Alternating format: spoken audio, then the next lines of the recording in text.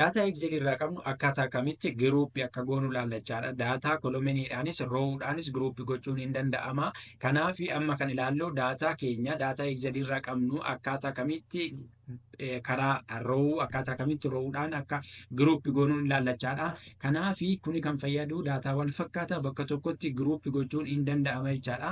Kanaaf daataa keenya giruuppii gochuudhaan akkaataa kamitti daataa keenya wal fakkaataa yookiin daataa wal fakkaataa bakka tokkotti akka giruuppii goonu yookiin immoo akka walitti qabnu hin laallachaadha. As keessatti egaa akka fakkeenyaatti asirraa daataa gosa lama qaba gosa sadiin qaba'anii daataa 2021 fi daataa 2022 qaba jechaadha. Daataawwan sadan kana kan 2021 bakka tokkotti kan 2022 bakka tokkotti kan 2023 immoo bakka tokkotti giruuppii gochuu yoo barbaadame jechaadha roowudhaanii.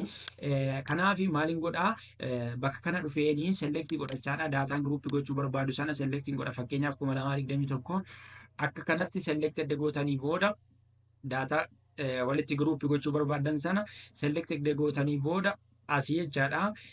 Selektii adda gootanii booda asii daataa kan jedhu menuu kana jala dhuftanii jechaadha. Menuu raayibanii as jiru kanarraa daataa kan jedhu irratti kilik gootu. Isa booda as dhuftanii bakka kanaati giruuppii kan jedhu jira jechaadha. Giruuppii kanarratti kilik gaafa gootan opshiniin biraa isiniif baha. Opshiniin kuni opshinii lamadha. Kolomenii immoo roowudhaan jedhama. Amma gaa kan nuti selektii goone roowudhaan waan ta'eef roowurratti piik godhachaadha. Raadiyoo batanii kana roowurraan filadhachaadha. Kanaafi asitti okeen jedha. Isa booda giruuppii ta'eera jechaadha. Daataan keenya kan 2021 bakka tokkotti giruuppii ta'eera jechaadha. Asiitii maayineesiin jirti. Maayineesii kana yoon kilik godhee daataan koo ni kottonfata jechaadha. Bakka tokkotti giruuppii ta'uusaa natti agarsiisa jechaadha. Pilaasii kana yoon kilik godhee daataan kun ni diigama. Giruuppiin isaa ni diigama jechaadha. Tokko tokko isaatti ni diigama. Kanaafi daataan koo daataa hanga 42tti yookiin daataa tokkorraa kaasee hanga 42tti giruuppii ta'eera jechaadha. Kan biraa immoo daataa 2022 immoo bakka tokkotti giruuppii gochuu yoo barbaadame akkuma sana selektiin ni godhama jechaadha.